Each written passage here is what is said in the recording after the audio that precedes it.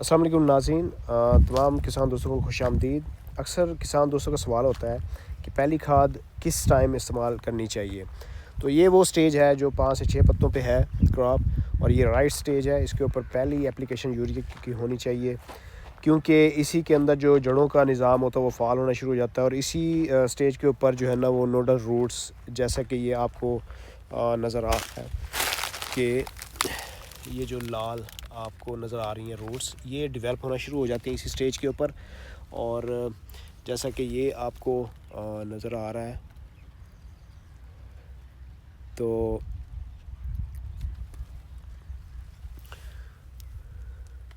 ये डेवलप होना शुरू हो जाती है। तो इस स्टेज के ऊपर पौधे के अंदर जो फैसला करने की सलाहियत होती है वो स्टार्ट हो जाती है।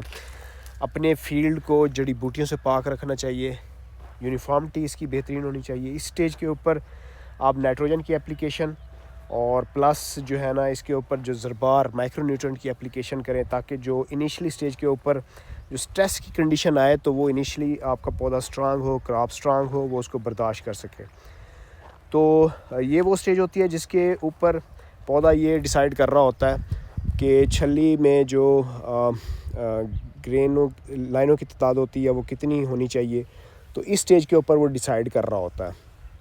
और भी बहुत से फ़ैसले होते हैं जो किसान दोस्त अपनी क्रॉप को बेहतर से बेहतर पैदावार हासिल करने के लिए इस स्टेज से मेहनत करना शुरू करते हैं। वैसे तो इब्तिदा से शुरू मेहनत करनी चाहिए, लेकिन अगर देखा जाए तो ये वो स्टेज है जो बहुत क्रिटिकल होती है इब्तदाई तौर पर।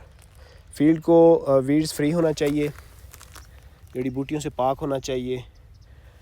और इस स्टेज के ऊपर आपने पहले ही यूरिया प्लस ज़रबार की एप्लीकेशन या कोई माइक्रोन्यूट्रिएंट्स है वो आप ज़रूर साथ में करें। और अगर फास्फोरस की जहाँ तक बात करें, कुछ दोस्त होते हैं वो फास्फोरस लेट इस्तेमाल करते हैं। तो उस सूरत हाल में अगर देखा जाए तो फास्फोरस की इसी स्टेज के ऊपर अपटेक ऐसे स्टार्ट होती है जैसे एक हवाई जहाज़ रनवे के ऊपर टेक ऑफ करता है, तो ग्राफ ऐसे ही ऊपर जाती है और इसकी जो डिमांड है फास्फोरस की वो ऐसे ही बढ़ती है। जबकि पोटाश की है वो मतलब इस्तेमाल होती है ज़रूर, लेकिन वो स्ट्रेस आने की कंडीशन में पौधे को और क्रॉप को महफूज रखती है। तो ये एक क्रॉप है जिसके बारे में मैं थोड़ा सा बताना चाह रहा था कि इस स्टेज के ऊपर आपने क्या क्या करना है।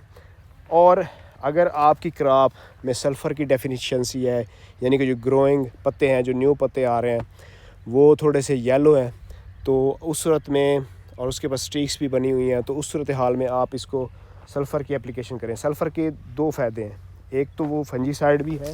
इनिशियली अगर कोई डिज़ीज़ आती है मौसम में आती तब्दीलियों की वजह से, कोई बारिश या हवा में नमी या गर्म टेम्परेचर की वजह से अगर कोई डिज़ीज़ के चांसेस बढ़ते हैं, तो सल्फ़र जो है ना इट सेल्फ एक फंजीसाइड है, तो वो डिज़ीज़ को भी इनिशियली कंट्रोल करती है। तो मेरे ख़्याल में तमाम दोस्त से गुजारिश है कि अपनी राय भी ज़रूर दीजिएगा। ये एक गाइडेंस थी जो मैं आपसे शेयर करना चाह रहा था। बहुत शुक्रिया। वीडियो को लाइक करें, दोस्तों के साथ शेयर करें, ताकि तमाम किसान दोस्तों का फ़ायदा हो। और अगर इससे आपके पास बेहतर इन्फॉर्मेशन है तो वो आप शेयर कर सकते हैं कमेंट्स की सूरत में। बहुत शुक्रिया। जज़ाकल्लाह जी।